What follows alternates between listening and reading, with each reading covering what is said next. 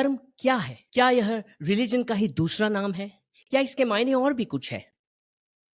धर्म, अर्थ, काम, मोक्ष इनका अपनी लाइफ से क्या लेना देना है? कौन सी वो बात है जो हमें जानवरों से अलग बनाती है और उस बात का सनातन से रिश्ता क्या है? आइए खोजते हैं इन सारे सवालों के जवाब। सनातन 0.0 में आपका स्वागत है, जहां हम उस प्राचीन ज्ञान की गहराई में उतरते हैं जो सदियों से हमारी सभ्यता को अक्षुण्ण बनाए हुए है।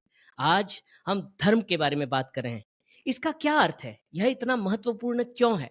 और यह हमारे जीवन को कैसे आकार देता है? लेकिन इससे पहले कि हम आगे बढ़े, आइए आपको एक इंटरेस्टिंग श्लोक सुनाता हूँ। आहार निद्रा भय च मैथुनम सामान्यम एतत् पशुभिः नराणाम धर्मो हि तेषाम अधिको विशेषो धर्मेण हिनः पशुभिः समानः।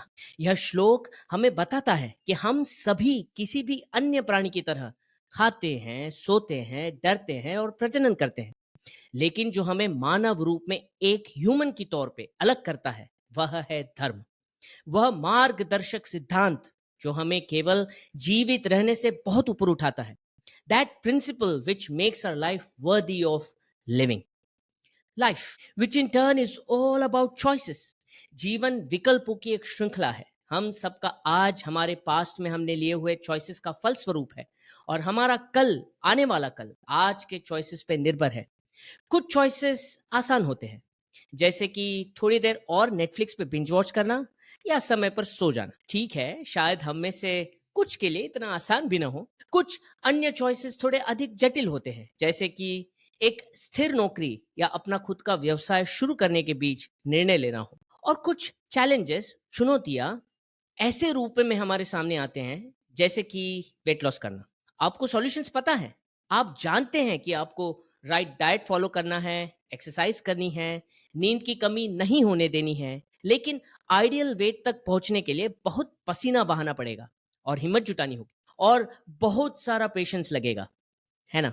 कुछ और चॉइसेस प्रॉब्लम्स, समस्याओं की तरह आते हैं, चैलेंजेस नहीं, प्रॉब्लम्स, जिन्हें हल करने के लिए किसी एक्सपर्ट की जरूरत होती है, क्योंकि पहले आपको जानना होगा कि समस्या का हल क्या है।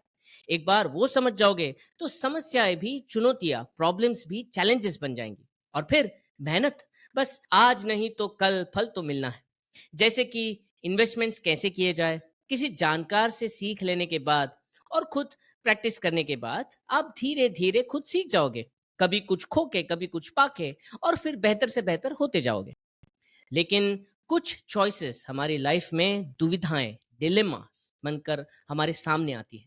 जब जीवन आपको एक कर्व बॉल फेंकता है और आप दो समान रूप से कठिन चॉइसेस में एक को चुनने में फंस जाते हैं। यह एक तरफ पहाड़ और एक तरफ खाई वाला हिसाब किताब है।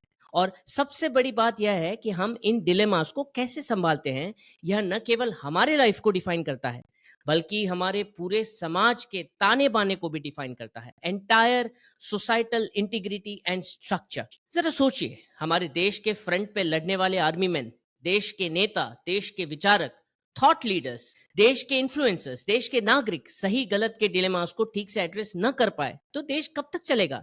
नेशन फर्स्ट, नेशनलिज्म और पार्टी सक्सेस, इस बीच में किसको कब चुना जाए, ये डिलेमास नेता न सॉल्व कर पाए तो वो हमारे देश को किस ओर ले जाएंगे?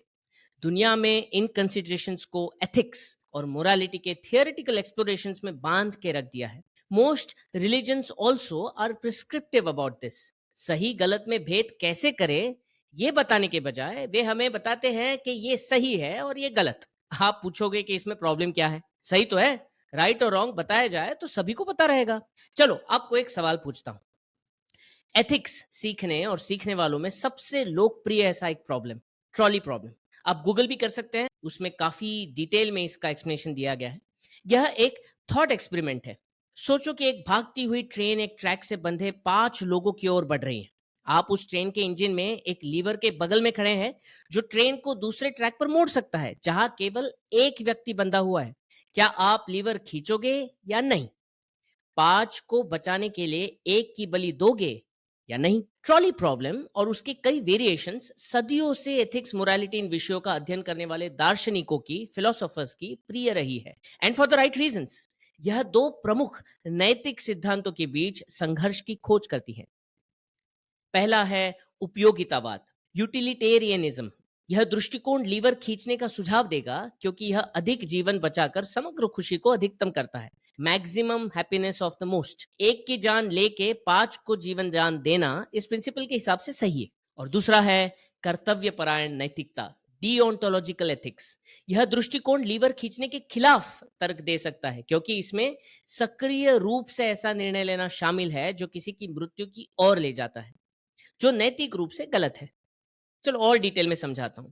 आप लीवर ना खींचो तो आप नहीं, ट्रेन 5 लोगों को मारेगी क्योंकि ट्रेन तो उसी ओर भाग रही है। इसमें आपका सक्रिय एक्टिव रोल कुछ नहीं है।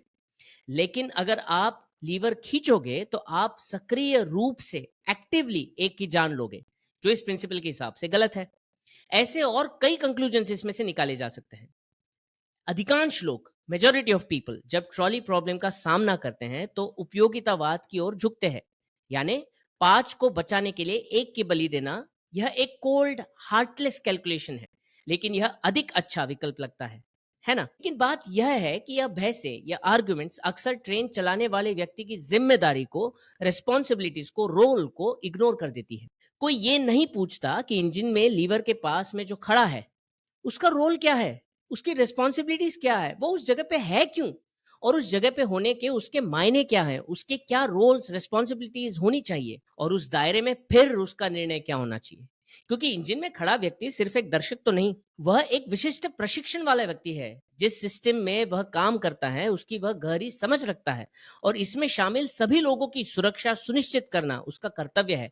यात्री, सामान और संपूर्ण बुनियादी ढांचा, इंफ्रास्ट्रक्चर एंड नेटवर्क, उसे जानकारी होनी चाहिए कि अगर उसने नए ट्रैक पर स्विच करने का निर्णय किया, एक की जान लेके 5 की जान बचाने के लिए, तो उसमें रिस्क क्या क्या है। शायद आगे किसी अन्य ट्रेन से टक्कर हो और जिसमें और बड़ा नुकसान हो। शायद वो डेड एंड वाला ट्रैक हो, ट्रेन का एक्सीडेंट हो जाए, या वो फॉल्टी हो और ट्रेन के सभी यात्रियों की जान पे बनाए। यहीं पर धर्म की भूमिका आती है। ट्रॉली प्रॉब्लम के कंक्लूजन्स पर theoretical and devoid of context, किसी भी संदर्भ का विचार किए बिना नैरो फोकस से डिसीजंस लेने के विपरीत, धर्म एक होलिस्टिक पर्सपेक्टिव से इस डिलेमा को देखता है। रिस्पॉन्सिबिलिटीज, रोल्स, कर्तव्य, ड्यूटीज, इन संदर्भों का विचार कर फिर निर्णय तक पहुंचने की वह एक दिशा दिखाता है। धर्म केवल सही विकल्प चुनने के बारे में नहीं है, यह सही कारणों से सही चुनाव करने के बारे में, जो इस बात पर आधारित है कि आप कौन हैं, आपके राइटफुल ड्यूटीज, धर्म क्या है और आपको क्या करना है। चलिए अब इस धर्म को थोड़ी और डिटेल में समझाते हैं। धर्म सिर्फ कोई अमूर्त अवधारणा नहीं है, यह जीवन जीने का एक तरीका है, और सनातन धर्म में इसे कई मुख्य श्रेणियों में विभाजित किया गया है, कैटेगरीज, जो हमारे अस्तित्व के हर पहलू को मार्गदर्शित करती है। इन सब में सबसे पहले आता है स्वधर्म, आपका व्यक्तिगत, आपके स्वयं के प्रति कर्तव्य, या आपकी ताकत, आपकी कमजोरियां, आपकी पसंद और नापसंद पर ध्यान केंद्रित करने के बारे में है। Being the best version of oneself, अपने आप का सबसे उम्दा रूप बनना। यह वो एयरलाइन सेफ्टी मैसेज की तरह है, दूसरों की मदद करने से पहले अपना ऑक्सीजन मास्क लगाएं। यदि आप स्वयं सबसे कैपेबल नहीं है, समर्थ नहीं है, तो आप किसी और की मदद कैसे कर सकते हैं। और इसीलिए आपको अपने लाइक्स, स्ट्रेंथ्स को ध्यान में रख के, उनको नर्चर करके और ज्यादा एक्सपर्टीज बना के सोसाइटी में अपने कंट्रीब्यूशन को बढ़ाने की जरूरत है। इसके बाद वर्ण धर्म है, जिसका वैसे जाति या कास्ट व्यवस्था से कोई लेना देना नहीं। जैसा कि हम जानते हैं, वर्ण आपके चुने हुए पेशे के बारे में है। वर का मतलब है चॉइस, इसीलिए हस्बैंड को भी वर कहते हैं, चुना हुआ या चुनने वाला। स्वयंवर यह शब्द का मायना भी इसीलिए सेल्फ चॉइस है। और वर मांगना, भगवान से वर मांगना, asking for a boon from a God, का मतलब भी आस्किंग फॉर अ चॉइस है। वर्ण के 4 मुख्य आदर्श हैं। ब्राह्मण, जो कि विचारक है, शिक्षक है, शोधकर्ता है, रिसर्चर्स, साइंटिस्ट्स, एक्सप्लोरर्स। क्षत्रिय, जो कि योद्धा है, रक्षक है, नेता है, एडमिनिस्ट्रेटर्स हैं। वैश्य, जो कि व्यापारी, उद्यमी, क्राफ्ट्समैन, ट्रेड्समैन, इंडस्ट्रियलिस्ट, आर्टिस्ट। शूद्र, जो कि सेवा प्रदाता, मजदूर है, लेबर्स हैं। यह आपके जन्म जाति के बारे में नहीं है, यह इस बारे में है कि आप क्या करना चाहते हैं और किस में उत्कृष्टता, एक्सपर्टीज प्राप्त करना चाहते हैं। महाभारत में कर्ण भी तो कहता है ना, दैवायत्तम कुले जन्म मदायत्तम तु पौरुषम। मतलब किस कुल में जन्म होगा यह तो दैव के हाथों में है, लक, डेस्टिनी के हाथों में है।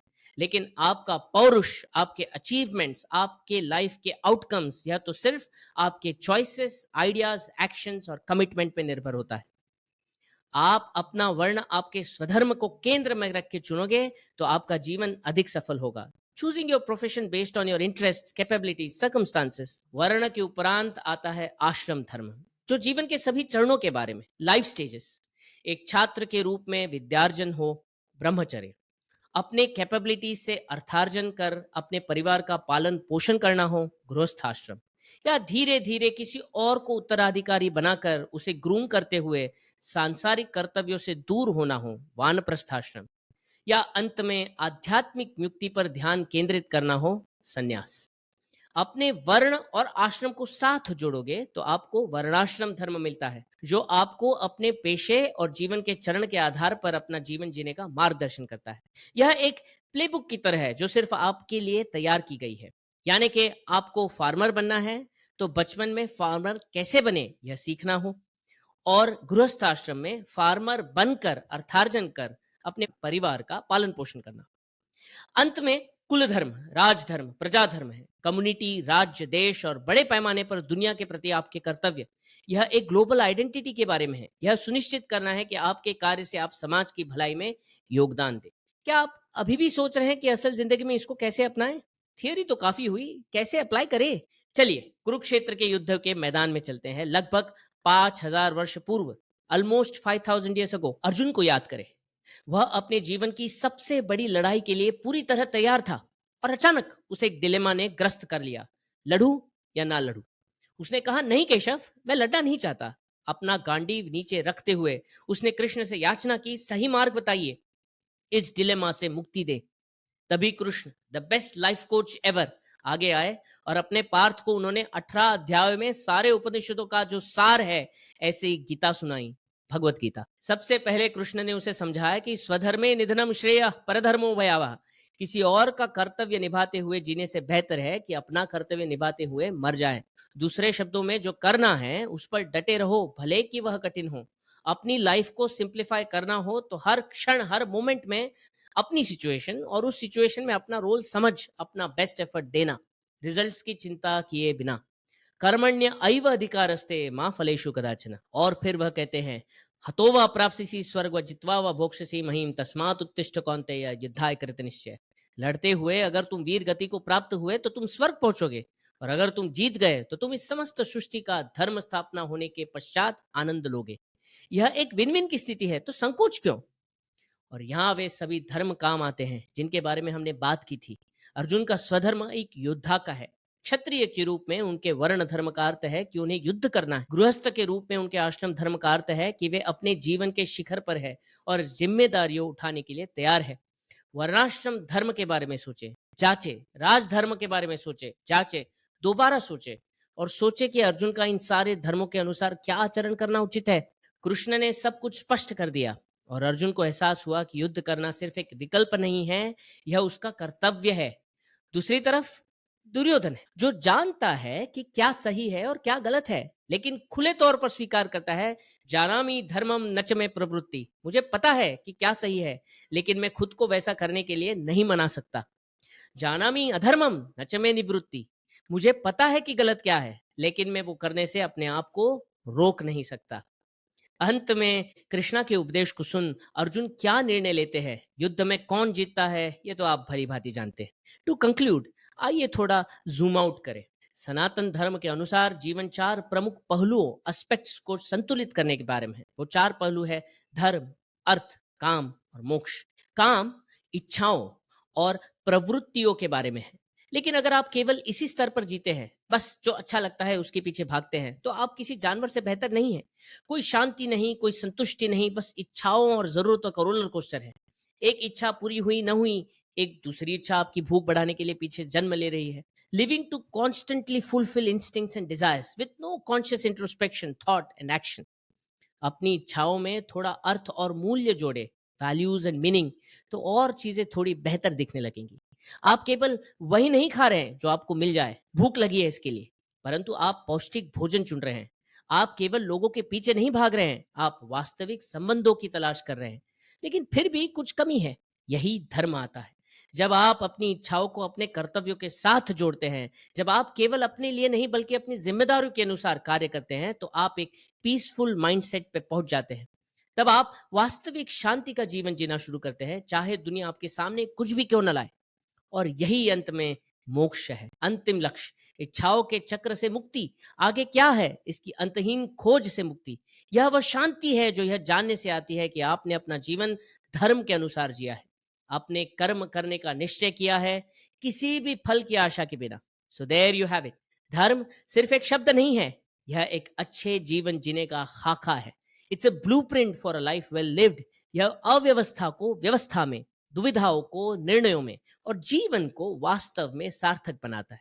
It's what turns chaos into order, dilemmas into decisions and life into something truly meaningful. सनातन 0.0 को सुनने के लिए धन्यवाद। अगर आपको यह एपिसोड पसंद आया है तो लाइक, शेयर और सब्सक्राइब करना न भूलें। जुड़े रहिए, क्योंकि हम सनातन धर्म की गहराई और हमारी आधुनिक दुनिया में इसकी प्रासंगिकता का पता लगाना जारी रखते हैं। अगली बार तक नमस्ते। अंटिल नेक्स्ट टाइम, नमस्ते।